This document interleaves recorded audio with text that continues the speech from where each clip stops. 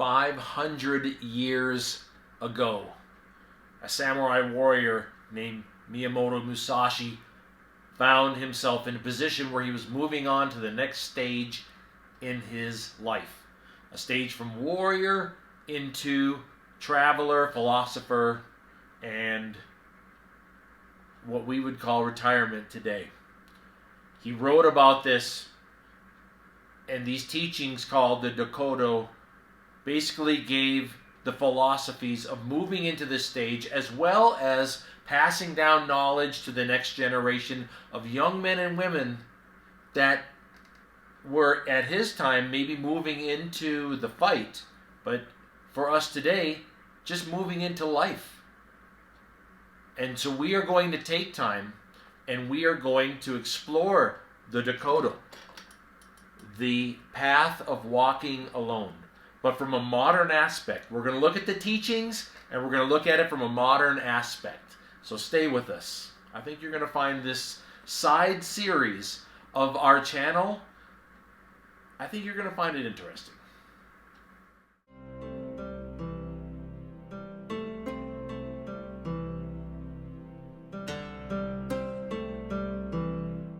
Aloha and welcome to the first installment of a new series that we will be going through, looking at Musashi's Dokkodo and the theories and philosophies behind these teachings. A little bit about who Musashi was. At a very young age, in his early teens, this individual in Japan realized that he wanted to challenge himself. He wanted to make a name for himself, but also to push himself past and further in the field, which at the time was part of the civilization of the 1500s in Japan, which was a violent time and a time where samurais became powerful and famous, as warlords fought for land and samurais worked for them to move across the land and to fight others to build power for these warlords. Musashi, at a young age, found himself fighting and again making a name for himself. It was a challenging time.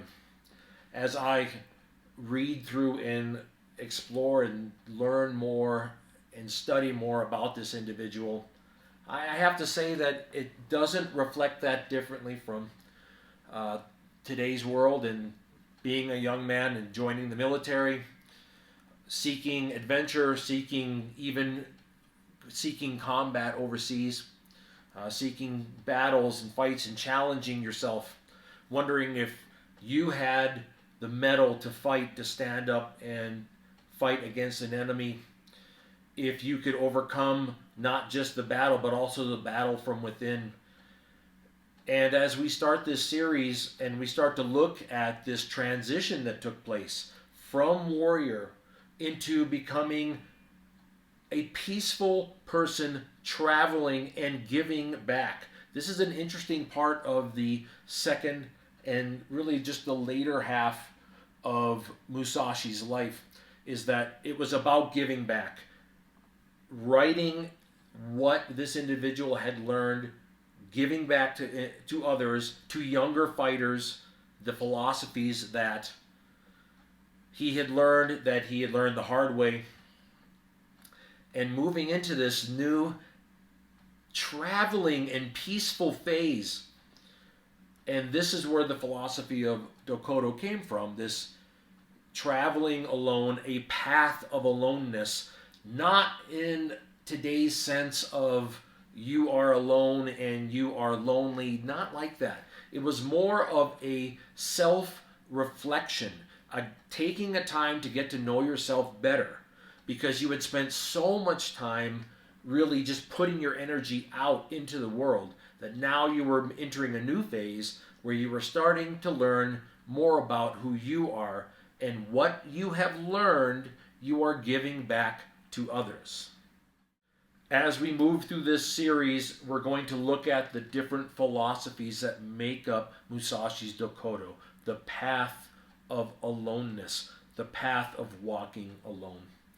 And before that, it's interesting to look in this first installment at the individual and what they were like when they were younger.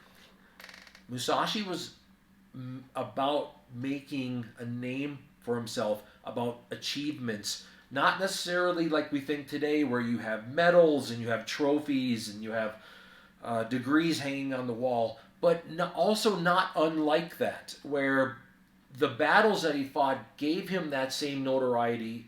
Yes, the training and the fights gave him the experience, but that notoriety, that making a name for himself, that achievement of these goals, sending a message out there, was a big part of his life. And I think it's something that a lot of young men today also feel. And I think it's something that a lot of us that are also making this transition into the next step in our lives. We're making this transition from warrior and moving into a path of peace and of travel. And I think we also reflect on that. We look back like, okay, what's the next adventure for us? What's the next achievement for us? Because we've been going through this. I'm going to go to this school, and I'm going to get this certain patch. I'm going to get this certain certification. I'm going to get this, I'm going to go fight this battle, and then I'm going to get a certain medal for it. I'm going to get a certain ribbon that shows that I've been there and that I fought and that I did this. And it's not like we leave behind the desire to achieve. That stays with us. But what we look at as an achievement changes later in life. And I think this happened with Musashi as well.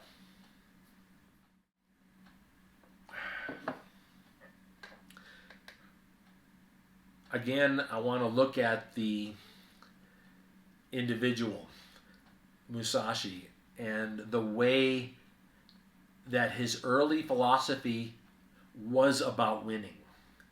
It was about using trickery and misdirection so that your enemy didn't know exactly what your plan was, so that they thought you were going to do something and you had a completely different plan. It's also about not putting everything out, not putting everything out about yourself. And I think that's so valuable today, that we don't just sit and talk with others and co-workers about everything our plans are and what we want to do and where we're going and what our next couple of years are going to be and what our overall big goals are. There are certain people in our lives I think that's very healthy to talk to about, but overall I don't think that it's something that you put out there when you are young, when you are making a name for yourself, as you're working hard, because you end up building enemies that want to hold you back from achieving those goals. And so you have to sort of contain that. And that was something that Musashi understood and talked about, was don't put out everything about yourself. And I just think that that philosophy is still true to this day. That is something we're going to explore in this series. We're going to look at these teachings of a book that is 500 years old. And I think we're going to find out that it is absolutely applicable to this day and age. Another aspect of Musashi was about foregoing the things that others try to go out and achieve right away, relationships and starting a family and things along those lines. And first of all, building a foundation for himself.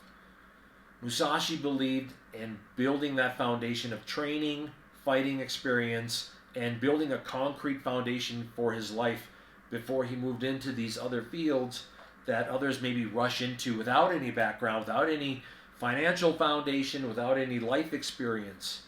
And I mean, how can that not ring true to today?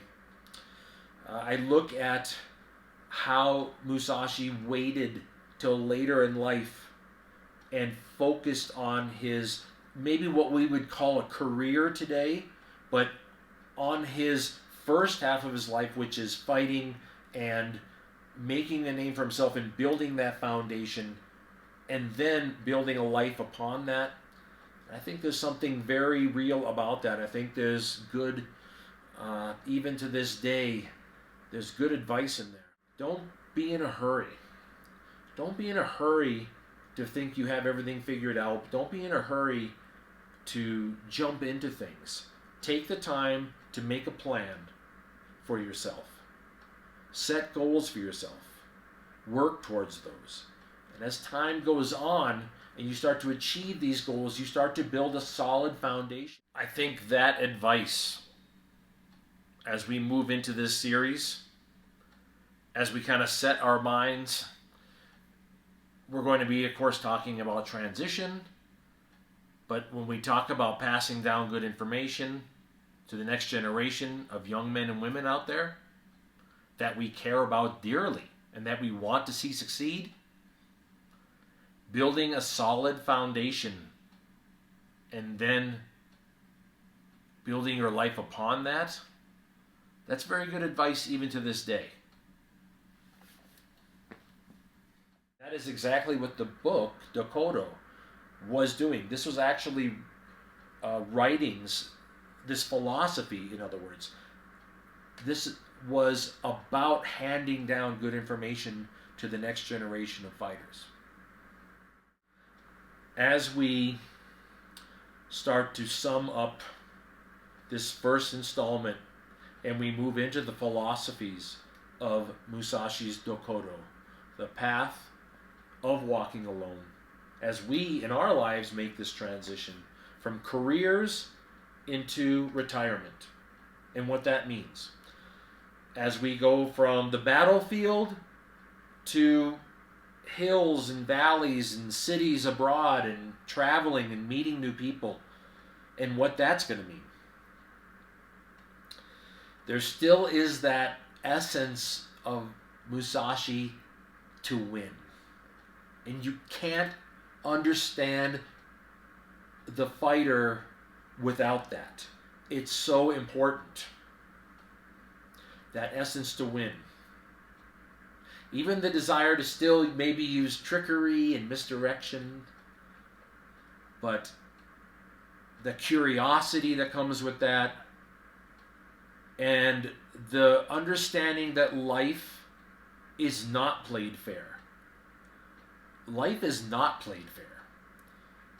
And you will have to use your mind as well as your body to succeed. You are going to have to use whatever techniques necessary to win. Not just in the first half of your life, but in the second half. As you move forward into retirement, travel, and what is going to be the next chapter? What is going to be the next stage in life? This is what we're going to discuss.